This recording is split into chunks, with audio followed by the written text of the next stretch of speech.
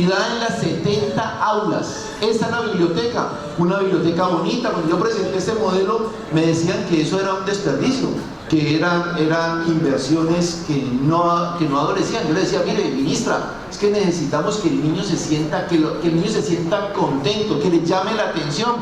Bueno, en fin, miremos esta rápidamente. Fueron proyectos que se hicieron. Puntos Vive Digital Plus.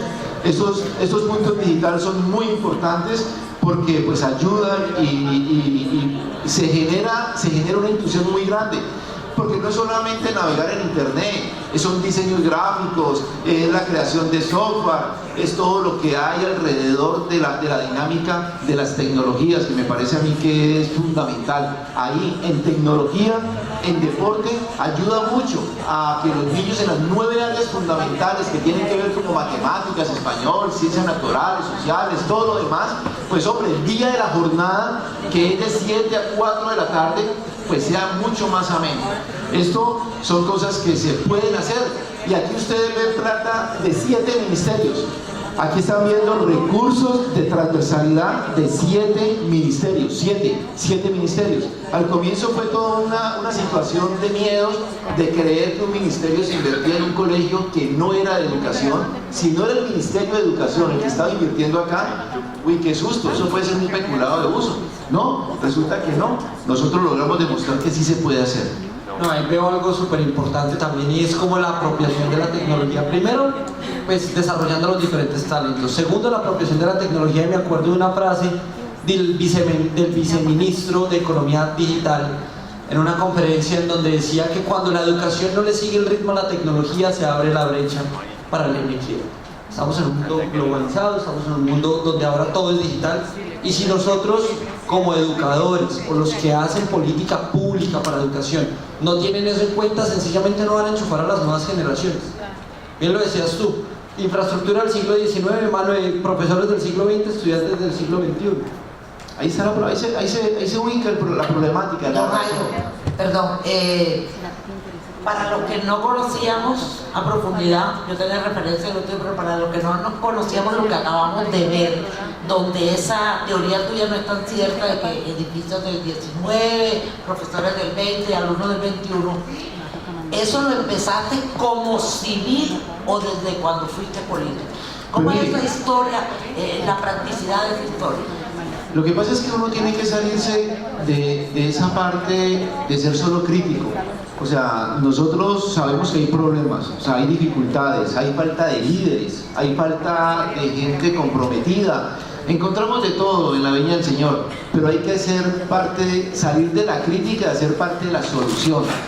Yo era un educador en Buga hace 20 años y también me quejaba de todo. Y logré pensar y, bueno, averiguar cómo es que se mueve el proceso político, cómo se pueden generar proyectos, ideas. Yo tenía muchas cosas en la cabeza. Y así fue como inicié todo un proceso político hace 20 años en mi ciudad, en el departamento del Valle del Cauca. Y todas mis frustraciones, porque si se quiere fueron frustraciones que yo, o vivencias que yo tuve, cuando yo generé las ciudadelas educativas, era algo que yo había vivido, porque mi mamá, pues obviamente tenía que trabajar, era una mamá separada, y yo me quedaba en mi casa en la tarde, muy pequeño, encerrado. Y entonces, ¿qué pasó? Porque le daba miedo que yo saliera. Y claro, yo veía a los niños jugar, y yo decía, toda la tarde los niños jugaban. Entonces, qué triste eso, ¿no? Cuando pasan los años, nos vamos educando, vamos formando, y tuve la oportunidad de llegar a generar espacios públicos y políticos, pues comenzamos a generar ideas de cómo articular que los niños no tuvieran que quedarse en las casas encerrados, o peor, en las calles adquiriendo vicios y demás. Entonces logramos generar un proyecto con la Escuela Nacional del Deporte y una maestría con la Universidad San Buenaventura y en la Universidad Central del Valle en Tuluá, donde laboro hace 10 años. Logramos hacer un estudio grande en 20 años y fuimos organizando esos proyectos que se han ido moldeando con los años. O sea, no es un proyecto que sea mágico y que tenga que salir del sombrero como tal. Cada uno de ellos, miren, los temas nosotros tenemos un programa en Buga que se llama Del vientre a siempre, del vientre a siempre. O sea, es que la mamá hay que protocolizarla. Y entonces, claro, Mi mamá me contaba, mi hijo, es que yo sufrí mucho para que usted naciera y usted nació por cesárea. Y entonces yo decía, ¿cómo así, mamá? ¿Y qué pasó? Y claro, desde niño fui escuchando eso. Cuando tuve la oportunidad de ser gobernante, dije, hay que hacer algo porque seguramente muchas mamás mueren, muchos neonatos salen mal porque no hay políticas claras. Entonces, claro, cuando hay dirigentes, hay líderes que vienen de allá de la barriada, hay gente que se ha formado con esfuerzo, con sacrificio, sabe qué es ir a una universidad echando dedo o en una motico o con todas las dificultades del mundo. Pues cuando uno tiene la oportunidad de hacer parte de la política, uno dice, no, venga, yo voy a poner todo mi esfuerzo porque yo sé cómo funciona, yo sé detrás de mí los relevos generacionales que están allá, cuántos se pueden quedar en la vera del camino, cuántos de mis compañeritos, de mis amiguitos están muertos, están en las cárceles, están desahuciados socialmente. Claro, todo ese tipo de cosas son las que debemos de hacer, todo lo que debemos de hacer para que en Colombia el ejemplo, por decirlo así que me lo preguntas, Patricia, el ejemplo mío es un ejemplo cotidiano de los niños del Cesar, de los niños de Antioquia, de los niños de cualquier parte. Tuve la oportunidad de tener una mamá comprometida, una mamá berraca, una mamá que llegó y se echó su familia al hombro y listo, nos sacó adelante. Claro, cuando yo tengo la oportunidad, todo lo que yo genero en políticas, en investigación, en educación, lo llevo para generar los relevos, los que están allá, los que tienen un añito, los que tienen 2, los que tienen 5, los que tienen 6. Y ahora que ya tengo hijos, pues claro, uno mira los ojos de un niño con dificultades, ve los ojos de mi hijo. Y uno, ¿qué más quiere que sus hijos? Pues entonces hay que ayudarlos, hay que protegerlos. Una pregunta.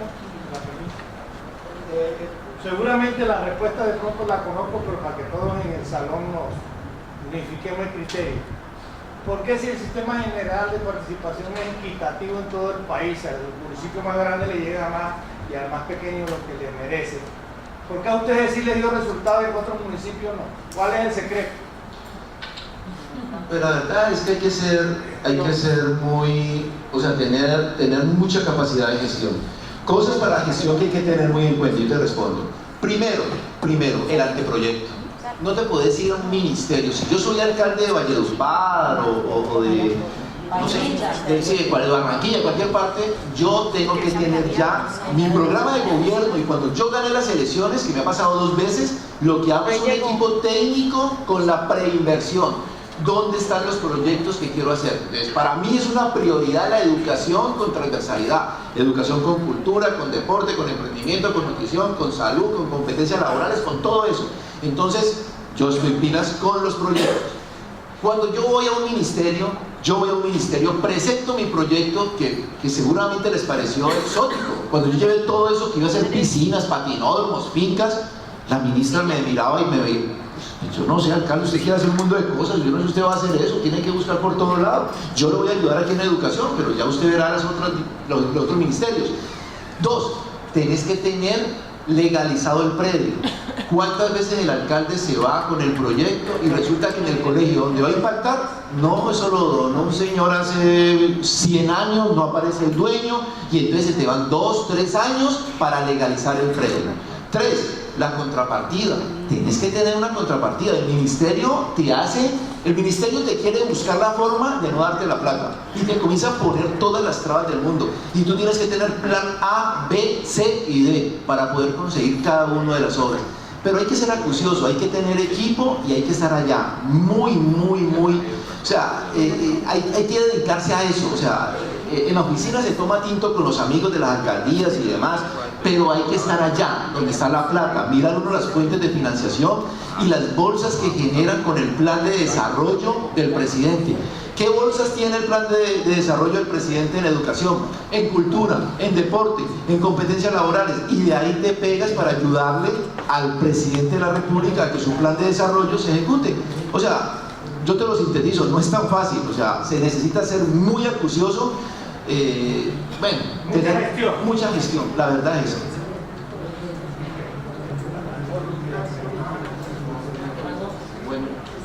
Sigamos entonces, nos vamos para la secundaria. Ya, vamos entonces para la parte secundaria, Patricia. Sí, secundaria. Mire, ¿qué es lo que pasa ya ahora? Ya este producto de estos niños ya están en 9º, siguen la media vocacional. ¿Qué tenemos que hacer en 9º, 10 y 11? La ley nos da una posibilidad que se llama la articulación. ¿Qué es articular? Articular es obviamente asociarse y tener conectividad. ¿Cómo se tiene la conectividad? Pues se tiene con las universidades, se tiene con los institutos técnicos y tecnológicos, con el SENA, y allí comenzamos nosotros a dirigir ese niño que ya muestra en 9º, 10 o 11, ya muestra una intención. El niño que le interesa mucho el tema de la salud, entonces el niño debe articularse en una institución que maneje salud. El niño que tiene una condición en números, entonces todo lo que es administración de empresa, contaduría, en fin, todo con ciencias económicas. El niño que tiene una vocación en la parte pedagógica, en fin, esa articulación es muy importante. Pero mire, algo que tenemos que tener en cuenta y que se falla en Colombia es la pertinencia, Nosotros tenemos que darnos cuenta cuál es el PIB del Cesar. Ustedes, creo que el 50% del PIB, del Producto Interno Bruto del Cesar, se mueve a través de las minas, del carbón y de todo eso. Pero bueno, ¿qué estamos formando para evitar que se vaya el carbón solo? ¿Cómo le hacemos un valor agregado al carbón? Para que los jóvenes del Cesar encuentren carreras afines, nazcan carreras afines, para que no mandemos el carbón y luego nos lo devuelvan a un precio exagerado. Mandamos el tomate en pulpa y nos mandan la salsa de tomate 10 veces más cara. No, entonces no podemos allá. Entonces, cada departamento con su PIB, con su Producto Interno Bruto, tiene que darse cuenta cómo le hace un valor agregado a lo que es fuerte. Listo, el segundo punto de la economía podría pensar que es la parte agropecuaria. Entonces la parte agropecuaria, ¿cómo se puede hacer para que esa parte agropecuaria, con las competencias laborales, con los procesos de articulación, estos jóvenes también le agreguen productos? Si ustedes producen fruta, mangos por decir algo, pues hombre, ese mango ¿cómo lo convierten en snack? ¿Cómo lo convierten en jugo? ¿Cómo lo convierten en néctar? Aquí en el Cesar para que lo saquen. Pues entonces va a ser importante, no mandar la pulpa, no mandar el mango, no, hacerle valor agregado. Y lo tercero, el tema turístico. Ustedes, ayer nos dio mucha alegría ver y nos tomamos fotos y todo, y en el interior se nota una cosa exótica, chévere, en la plazoleta de Diomedes Díaz, y para nosotros es novedoso, o sea, porque uno escucha a Diomedes y los acordeones y el folclore, y yo por acá, los artesanos del Cesar, Pedro, el presidente de los artesanos, qué tipo tan querido, tipo comprometido, vendiéndolos a ustedes por allá en el interior, hombre. O sea, allá había ido ya Buda, a Tuluá, a Cali, a las ferias, uno ve los artesanos de Calle Grande, y yo, qué bueno, ya en el valle los conocen, ya hay una identidad, ya estamos hablando de procesos, ya sabemos que es un camuamo, que cuesta trabajo, exacto, los diferentes tipos. Yo no sabía, aquí me encontré con el periodista William Rosado, miren, nos fuimos de una cátedra de todas las diferencias del son, del merengue, del paseo, de la puya. Yo no sabía nada de eso. Uno en el interior escucha a Diomedes, escucha a Silvestre, en fin, pero todas esas cosas no. Eso es vender el departamento del Cesar. Cuando los hijos, Jorge Chiche Morales, vive en Buga hace 20 años, es un artista de acá, de Uramita, que estamos aquí, como me dice que estamos aquí, Uramita, perdonen ahí entonces, se ve que no soy de acá. Entonces, mire, de allá, mire, me decía Jorge Chiche Morales que hace 20 años se casó con una bugueña. Y me dice, hombre, mira, es que todo lo que has hecho acá, qué bueno, y todo lo que hay por hacer, me habla bellezas del Cesar. Tiene sus hijos bugueños, pero tiene su corazón acá, en el Cesar, y me dice todas las potencialidades que hay aquí. Pero el tema turístico es un ítem de la economía que hay que explotar más, a través de la educación, a través de todos los procesos que tenemos, cuánto nos va a generar. ¿Cómo ha vivido Cuba, España, que son 2 países, México, 3 países con problemas gravísimos en su PIB interno? ¿De qué han sobrevivido España, México y Cuba? Del turismo, es impresionante. Mire, el eje cafetero, ya lo que menos produce es café, no quedaron sino con el cuento, pero las fincas las pusieron a producir turismo, y todo es turismo. Ya no se produce café, es mentira, el café ya se produce en el Huila y se produce en otras partes. Allá hay unos palitos para que usted campesino por un día, y te ponen sombrero, te ponen como Juan Valdés, te ponen bigote, te amarran con una mula y te vas y coges café y haces todo el proceso, y eso es una panacea, es una cosa impresionante. O sea, cuántas veces nos ponen un acordeón que no sabemos ni cómo es, pero solo sacarle una cosita de esas, cuánto nos puede generar. El Valle del Cauca con la salsa, claro, son identidades culturales que nos tienen que mover el Producto Interno Bruto, y tiene que aparecer desde la educación, desde la educación. Hay un gran problema, y es que cuando uno llega a noveno, décimo y 11 empieza, ¿qué es lo que está dando plata? Yo me acuerdo qué es lo que está de moda. Cuando yo estaba en noveno, décimo y 11 era sea fotógrafo o sea chef. Y mamá, niño, pero te hacen a meter en una cocina a 40 grados cuando no te hacen ni los huevos del desayuno. Ahí hay un tema de educación con pertinencia, y es, yo me acuerdo, mi papá me contaba que cuando él estaba haciendo el bachillerato, tenían la oportunidad de graduarse técnicos de 3 cosas en ese momento que eran pertinentes. Yo no sé si a alguno de ustedes les tocó acá. Entonces, en esa época él decía que él podía ser como técnico gráfico, técnico metalúrgico o técnico en contabilidad. Uno puede apropiar esa técnica anterior y ver cuáles son los ejes de desarrollo que tiene, cuáles son las fuentes de ingreso, y decir, bueno, muchachos, noveno, décimo y 11 vamos a certificar técnicamente con el SENA a los pelados en turismo, hotelería, en temas mineros energéticos, etcétera, etcétera, etcétera. Para que el muchacho, si después quiere, salga con una herramienta, y si quiere se vuelve ingeniero, si quiere se vuelve administrador hotelero, si quiere se vuelve agrónomo, qué sé yo. Pero ya hay una guía en donde el muchacho por lo menos ha podido probar. Porque ¿quién de acá, a ver, cuando uno tiene 16 años, que se están graduando los peladitos entre 16 y 18 años, es una mezcla hormonal con una capacidad de tomar malas decisiones, un cóctel perfecto para el desastre, es un problema. Uno a los 16 años le dicen, ¿qué quieres estudiar? Yo no conozco la primera persona que tuviera 100% certeza que se iba a encontrar. En la época de nosotros, de los mayores, ellas no. Mayores de 50, más o menos, sabíamos esta. O sea, yo desde chiquitica sabía que. ¿Y sabías con qué te ibas a encontrar en todas las materias? Periodista. No, pero Patricia, una inquietud, pero ¿fue una forma casual o te indujeron, te hicieron? No, nada, no, perdón, si yo fui, como dijo la profesora, la oveja negra, o sea, mi papá era farmacéutico, mi mamá ama de casa, íbamos a dejar perder el negocio de toda la vida, porque es que una periodista va a ser una vaga. En la época mía no había casi mujeres periodistas, íbamos a ser vagas por no decir la palabra que me decían en casa. Pero aquí hay otras dos formas. Andrés Molina estudió Derecho, hace periodismo, yo estudié Administración de Empresas y hago periodismo. Hay formas, ¿sí ves? O sea, seguramente si hubieras estudiado periodismo, la cosa sería diferente. Uno a los 16 años, yo no creo que un muchacho, que además nunca le han dejado escoger. Niños, nos graduamos un poquito más tarde, bueno, es que eso es sí. otra cosa. Eso es otra Ahora claro, sí. No, claramente. No, pero mira el panorama de hoy. Entonces el peladito lo educan para hacer caso, para ser igual a todos los demás, porque no hay respeto absoluto por la diferencia. Es acá usted tiene que ser igual a todo el mundo, y te sueltan a los 16 a que tomes una decisión cuando nunca te enseñaron a tomar. No, mira, y hay un tema, voy a decir algo que no es peyorativo y lo digo con todo respeto. Inclusive tengo hasta una familiar que está en ese mundo. Hoy la juventud, ¿sabe qué quieren ser? YouTuber. Sí, Mire, yo tengo una niña, o sea, Lina Arroyave, que está en RCN,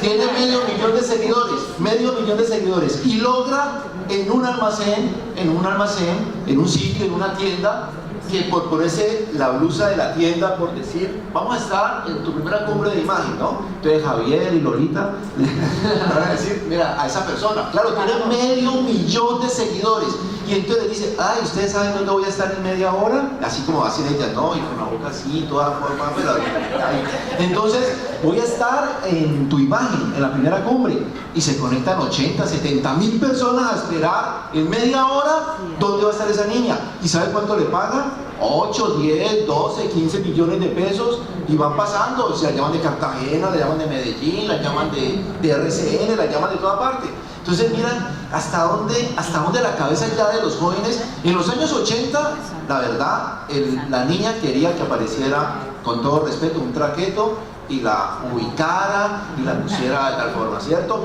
El pelado tenía una visión también muy triste realmente sobre esa época traqueta, pero ya pasamos a una época hoy moderna, ya ha pasado lo de los chefs, lo de los ingenieros de sistemas, una cantidad de cosas, y ahora son los youtubers. Entonces ya tendrán que hacer algo, las competencias laborales para poder direccionar de alguna manera desde el punto de vista empresarial esos temas. Ahí hay un tema y es que, bueno, ya nos vamos a saltar, pero cuando uno ya después llega al colegio uno no sabe qué estudiar, mucha gente no estudia y surge una generación nueva que son los ninis. 500.000 de jóvenes que ni estudian ni trabajan. La situación es tan grave que Colombia tiene un bono demográfico en este momento, entre los 18 y los 35 años. Y lo que es una fuerza laboral productiva, que los que son economistas me dirán y me desmentirán, que son los que ayudan a progresar las naciones y que en teoría el PIB debería crecer más rápido porque tenemos una fuerza laboral más alta. ¿Cierto? ¿Alguien está levantando la mano atrás? ¿No? Ah, bueno. Y no, en Colombia teníamos un bono demográfico, entonces debíamos haber crecido, haber desarrollado la economía más rápido, y aparecen los famosos ninis, que ni estudian ni trabajan, son 500.000 de personas, que parte de esos 70.000 son los que están pendientes en dónde va a estar tu sobrina en 30 minutos. Y son los que nos están devolviendo también a toda esa época del facilismo. Sí. Tienen que tener de qué vivir y a esos ninis no hacen nada, no trabajan, no estudian, pero se dedican a huevonadas como por ejemplo a eso, porque no tienen un sentido de responsabilidad de lo que le tienen que entregar de vuelta al Estado, porque no tienen un sentido de pertenencia, porque nunca les gustó lo que vieron en el colegio, porque la educación no fue clara, por muchísimas cosas. Entonces el muchachito lo único que es un gasto para el gobierno, porque el transporte público, la plata de transporte público de él hay que seguirlo usando, la plata para los servicios públicos, de todo el gasto del Estado en ese ciudadano sigue estando, pero él ni siquiera paga impuestos, porque la pasa tirada en el sofá todo el día. Mire, es ahí donde tu imagen, la verdad, con Javier y con Lolita y con todos, con Ana Lucía, con todos los que hacen parte de este proyecto, mire, estos son los espacios que necesitamos de concientización, o sea, como de salirnos de esa zona de confort, porque los que vivimos en un sector nos acostumbramos a hablar con los mismos dirigentes, con los mismos líderes, y como que no rompemos el hielo. O sea, hace falta esto, hace falta todos los debates que hemos visto aquí en la mañana, hemos notado, o sea, la experticia, hemos notado también las inconformidades, hemos notado la diferencia, los puntos de vista encontrados. Bueno, habrán cosas que sirven, otras no, pero cada uno tiene una posibilidad. Pero estos, de verdad se los digo, mire, los quiero felicitar, porque esto es lo que hace falta, estas oportunidades de poder transformar. Yo sé que aquí hay periodistas, hay gente de la política, que son los agentes de cambio, que son los que tienen la posibilidad de poder salirse de todos ese poco de personajes que están a través de los youtubers pendientes de la niña bonita, o del joven musculoso, o de una cantidad de situaciones que no es que sea malo, pero son intrascendentes. O sea, la trascendencia es mínima realmente para el ser humano, Entonces, bienvenido a este tipo de cumbres, bienvenido tu imagen, que hace esta posibilidad, nos regala estos espacios de poder compartir. Juan David, mire, un joven, muy joven de 25 años, con toda una capacidad, relevo generacional es lo que necesitamos. La niña aquí, o sea, todos, el señor periodista que amablemente abre sus micrófonos para que podamos expresar lo que sentimos. Entonces es una forma de todos aportar, no quejarnos y decir esto no hay nada que hacer, esto se acabó, ese es el mismo cuento. No, mire, vamos a romper esa posibilidad y cada uno tiene que dar su aporte a su manera, como más le pueda rendir. Le vas a decir que haga un movimiento circular, y el niño lo va a hacer porque es imitativo. Luego le dices que ese círculo lo haga más grande y lo va a hacer más grande. Y el niño comienza ya a darse cuenta que es un movimiento circular, que es un círculo y que es un círculo grande, un círculo pequeño, entre alto, pequeño, y comienza esa capacidad de investigar, de aprender, de desarrollar. Pero listo, ¿qué pasa con las capacidades cognitivas, las capacidades psicomotrices, la parte de la alimentación? ¿Cuántos niños en Colombia, en el Cesar, en Valledupar, cuántos están por fuera de los CDI, están por fuera de las madres comunitarias al menos? ¿Cuándo vamos a capacitar a las madres comunitarias en Colombia para que todas sean técnicas y tecnólogas en preescolar? Y no tengan que ser solamente mamás que van y cuidan 12 niñitos en una casa sin ningún tipo de herramienta. Entonces, de ahí tienen que pasar a algún lado, ¿cierto? Que ya pasamos la primera infancia, pasamos ya al preescolar y van a la básica primaria. ¿Qué van a encontrar en la básica primaria? Instituciones educativas con todas las limitantes del mundo, profesores mal remunerados, con una situación crítica y de una situación que no les da las posibilidades de aprender y de desarrollar. ¿Usted cree que a un niño en la básica primaria le seduce ir a estudiar, ir a un colegio? ¿Será que es que el niño le seduce? Yo quiero ir a estudiar. Cuando una institución que no tiene escenarios deportivos, no tiene los computadores, no están, si hay computadores, no hay conectividad, que es lo que pasa en todo el país. Un semestre en la universidad se sale 15 millones de pesos en administración. Y me ingresé en una universidad que es la Universidad del Rosario, donde estudiar medicina vale 24 millones de pesos el semestre. Cuando el PIB per cápita en Colombia no supera los $4.000, debe estar en 3.500, 3.600, desde el año antepasado era como 3.300. Hombre, el tema, hay varios temas y es educarse en Colombia en una buena universidad, o entras a una pública que además la gente de recursos también puede aplicar a las públicas y entra, que además, como ya lo vimos, tiene por ahí 400 millones de pesos en educación encima, mientras un pelado que viene de la educación pública no tiene más de 100 millones que le habrán logrado inyectar el gobierno. Pues cuando entran a competir, ¿quién gana? Un pelado que se ha educado bien, que tiene todas las competencias, creció con psicólogo, bien alimentado, con todo.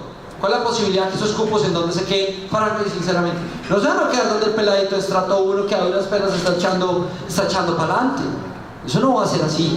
Educarse en Colombia hoy es un lujo. Es un lujo porque además todos los años suben los precios como quieren. No hay capacidad en la educación pública, entonces los nini, la educación pública copada, no hay inversión real en la educación para ampliar los cupos. Entonces el panorama del país no está claro. Aparece un programa del gobierno con el que yo tengo sentimientos encontrados y es ser pilo paga. Hay sentimientos encontrados. Yo en lo personal conozco unas historias de unos pilo paga que hace algún tiempo tuve la oportunidad de recorrer las 20 localidades de Bogotá. Llegué a Rafael Uribe, el barrio de Araturbay, el barrio donde todo lo que pasa mal en Bogotá pasa en el de Araturbay. Usted prende el RCN y Caracol y tantos muertos en el de Araturbay. Yo no sé si tú habrás salido, o el Marco Fidel Suárez. Y me encontré, yo criticaba mucho el programa porque también creo que hay que hacer una inversión alta a la universidad privada, a la universidad pública, perdón. Concuerdo contigo, he tenido la oportunidad de recorrer la Universidad Nacional de noche. Si alguien no lo ha hecho y va a Bogotá, háganlo. Eso es un paso romántico. Eso es espectacular, esa universidad. Pero cuando vos ves el programa Ser Pilo Paga, yo tuve la oportunidad de conocer un pelado de estos, estudiante del Rosario. Las universidades tuvieron que tener un plan de contingencia muy fuerte. Pero llego yo a la casa a una reunión política y veo el peladito en un barrio peligroso de Bogotá, muy peligroso. Y veo cómo él se ha vuelto un ejemplo para todos los de la cuadra. El hermanito quiere ser como él y ya no como el pillo del barrio. El primito quiere ser como él y ya no como el pillo del barrio. Él se vuelve el ejemplo de la cuadra. O sea, por eso lo pongo, hay dos caras. Yo quiero coger la otra cara. Sí, coge la otra cara. Ahí hay dos caras. Porque lo que también he visto, que también hay otra cara, es que hay peladitos de Ser Pilo Paga en el César que llegan, entonces claro, están los hijos de los judíos, están los hijos de la gente rica de este país que tiene un ritmo de vida diferente. Claramente, allá los muchachos llegan a estudiar en convertible y eso es una realidad.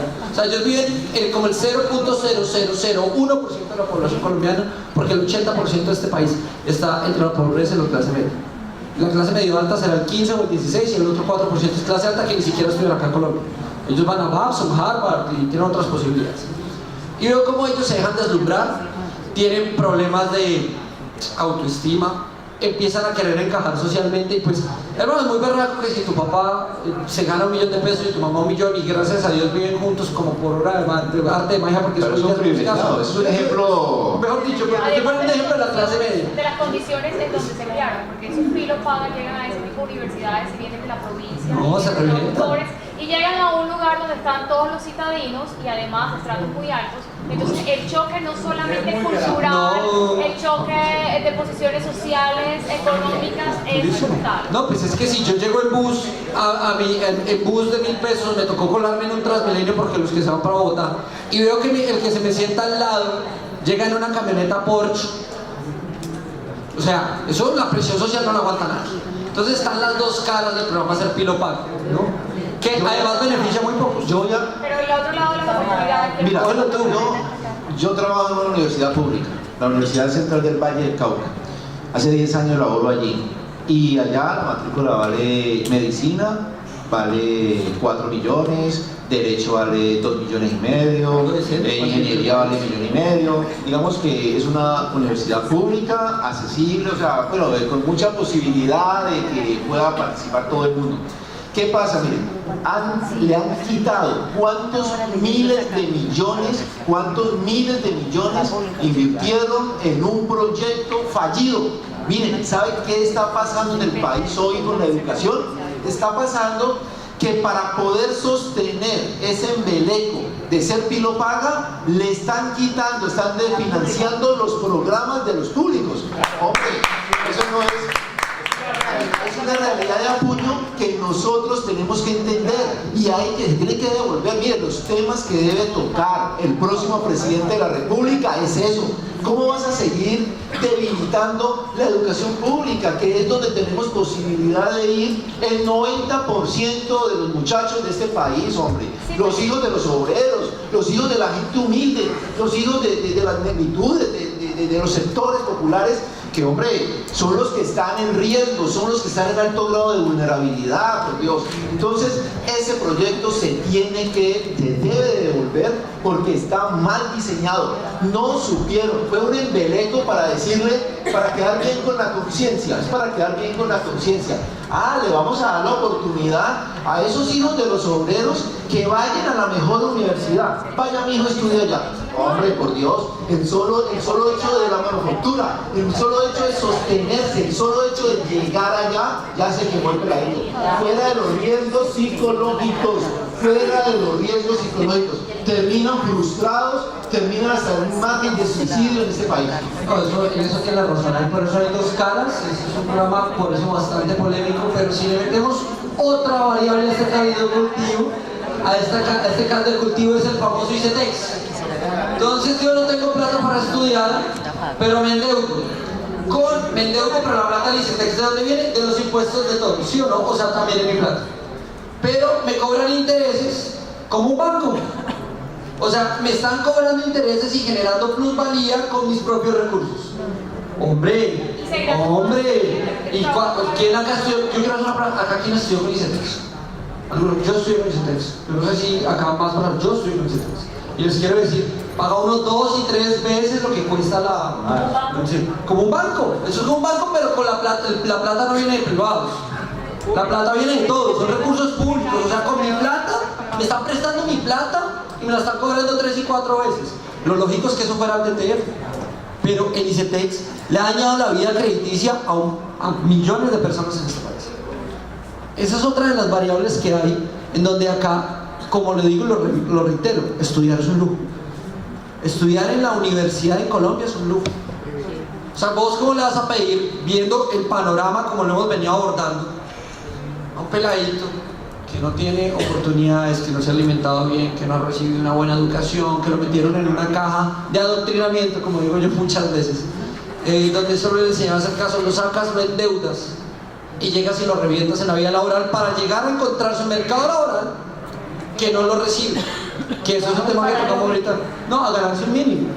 O sea, es que la situación del país está, ¿cuánto se puede ganar un médico? Imagínese un médico no hagamos las cuentas desde el Rosario, 23 millones de pesos, porque me empieza a dar algo a mí acá, pero un médico de los que se graduó de tu universidad se ha metido 50 millones más, 70 millones de pesos sin mantenerse, sin mantenerse, lo que vale solo la carrera, sin mantenerse, a salir a ganarse un mínimo, para o tener que salir a especializarse, y la especialización sí, yo no sé cuánto cuesta, eso debe ser por ahí 60, 70 millones de pesos al semestre, yo alcancé a leer yo algunas. O sea, ¿cuánto tiene que estudiar un médico para graduarse y ganarse esa plata? Eso es una buena pregunta que hay que hacernos acá. O sea, el problema de la educación es listo. Primero, ¿cómo consigo la plata para educarme? O por lo menos para endeudarme, para que me presten, porque el ICETEX también hay que ir a rogar. Eso no es venga papito y tome, sino, bueno, ¿dónde está su fiador? ¿Dónde está la finca raíz? Venga, ¿cómo aseguramos a este paciente para que no siga pagando el resto de la vida? Y llega un mercado laboral que no es suficiente para todo lo que estudia. O sea, ¿usted cree que en un país donde el PIB per cápita es de $4.000, un semestre en promedio en una universidad privada vale 5 o 6 millones de pesos. O sea, ¿cuándo va a pagar el muchacho su educación? O sea, ¿o es que el hijo de un campesino va a poderle dar alguna otra oportunidad a ese muchacho de que se eduque, de que salga técnico? Yo digo que el SENA es una maravilla, con todos los problemas que tiene. El SENA es una maravilla. Y tenemos que volver allá, perdón Juan David, mire, yo has tocado el tema, mire, para mí de las instituciones que hay que proteger en este país, que hay que rodear, que hay que ayudar, que hay que fomentar, lo otro es que Me también enfocaría un poquito, pero... Bueno, aguántalo lo que quieras moldearle allí, pero hay algo que tenemos que salirnos. Tenemos que evitar que el solo hecho de trascender en la vida es tener un título profesional. O sea, ser técnico y ser tecnólogo no sirve.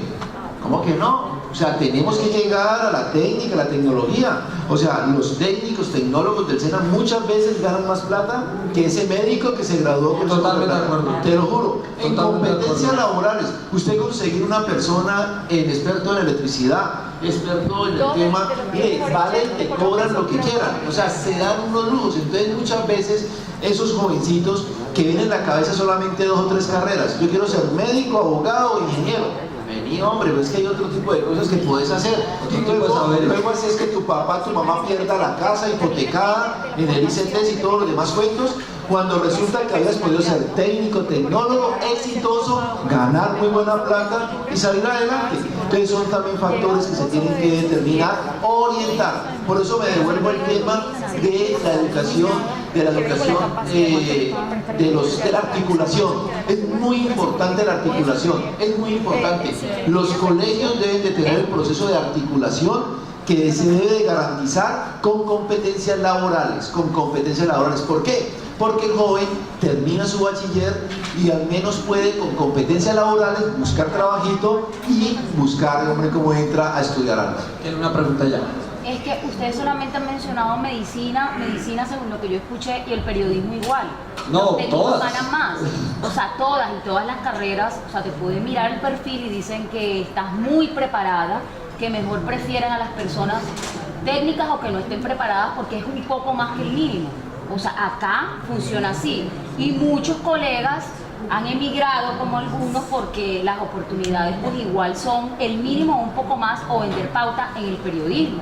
O sea, es todas las carreras, y si analizan los administradores, No. los ingenieros, pues igual, bueno, pero de todas maneras es como general en todo Colombia. En todas las carreras. En todas las carreras, En todas las áreas del conocimiento. En todas... Para, Bueno, para perdón. ratificar algo que decía el exalcalde, perdón, John Harold. John Harold, es tan cierto lo que tú estás diciendo que en los 32 departamentos de nuestro país, la diferencia y lo que le debemos históricamente a Antioquia es eso que tú acabas de decir. Ellos hace 70, 80 años entendieron que tenía que haber un desarrollo técnico y tecnológico. Y entonces hoy el administrador de una finca nuestra ganadera aquí es un tipo que no sabe firmar, ni hablar, ni leer. En Antioquia es un técnico, un tecnólogo, un sostenista. Esa es la pequeña diferencia con Antioquia.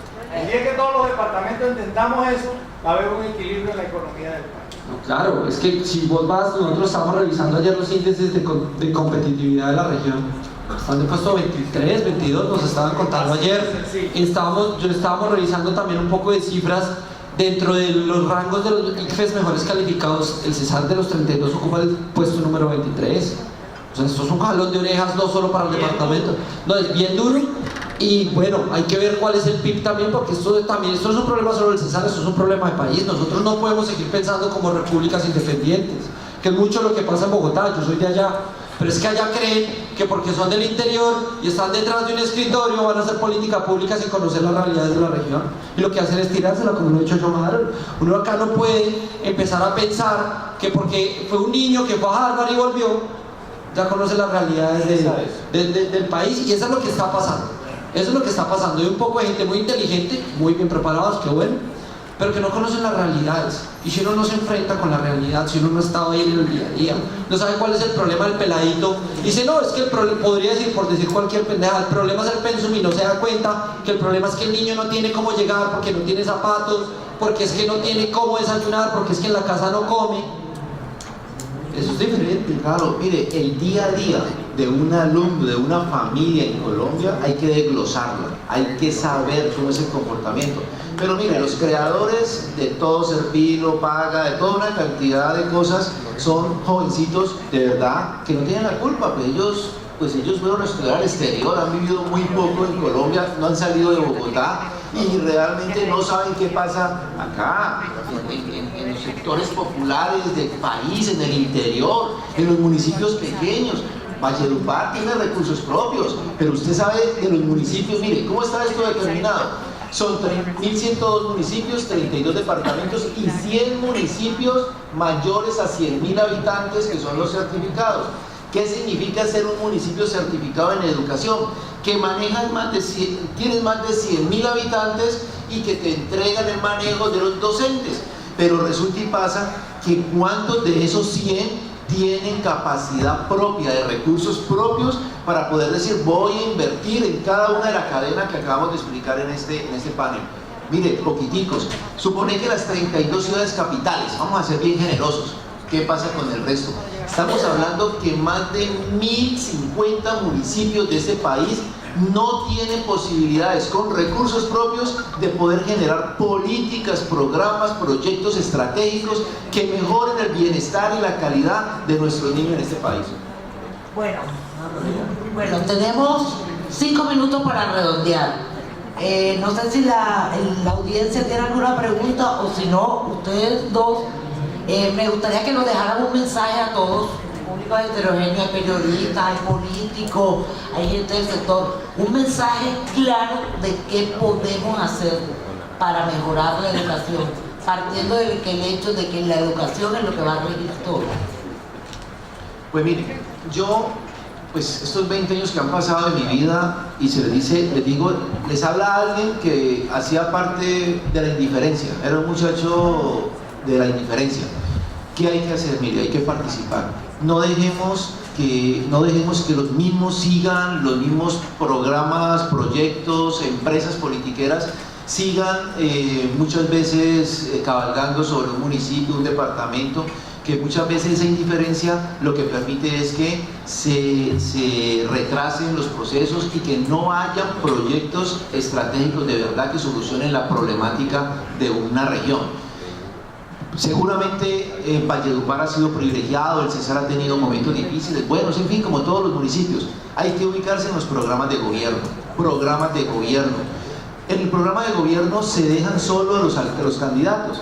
¿Cuántos realmente vamos donde los candidatos, sin necesidad de matricularnos con ninguno de ellos, a expresarle que inscriba en la registraduría los programas de importancia estratégica para el desarrollo del Cesar, de Valledupar, de donde sea, para que cuando ese gane uno de esos 8 candidatos, pasemos al plan de desarrollo y en el plan de desarrollo de los ejes temáticos podamos tener proyectos con viabilidad financiera, viabilidad jurídica, viabilidad sectorial y podamos decir que ya tenemos toda la posibilidad de transformar un ítem tan importante de la sociedad como es la educación. Entonces, la recomendación es eso, programas de gobierno, hay que llegar con los programas de gobierno.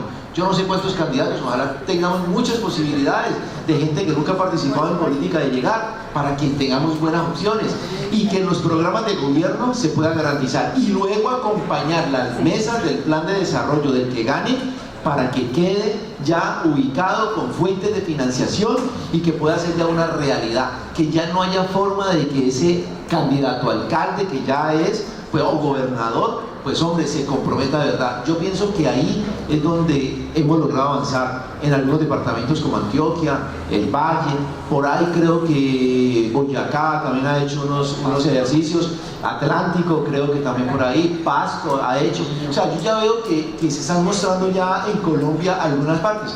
Entonces mi recomendación sería esa. Bueno, la mía es que apoyen de verdad candidatos o que líderes, más que candidatos, es líderes que se comprometan con la educación. Que candidatos cualquiera, líderes de verdad, líderes que planteen preguntas importantes a los problemas estructurales que tenemos como sociedad, líderes que hagan preguntas incómodas y que sean capaces de movilizar a la ciudadanía, no darle gusto, sino movilizarlo para solucionar esos problemas. Uno de ellos es el de la educación, que de verdad haya un compromiso, que haya un acompañamiento y también después una sabiduría si es el caso, porque ¿qué es lo que pasa también mucho en estas ciudades pequeñas? Él es amigo de no sé quién, a mí me interesa, entonces la gente resulta es como por interés y amiguitos.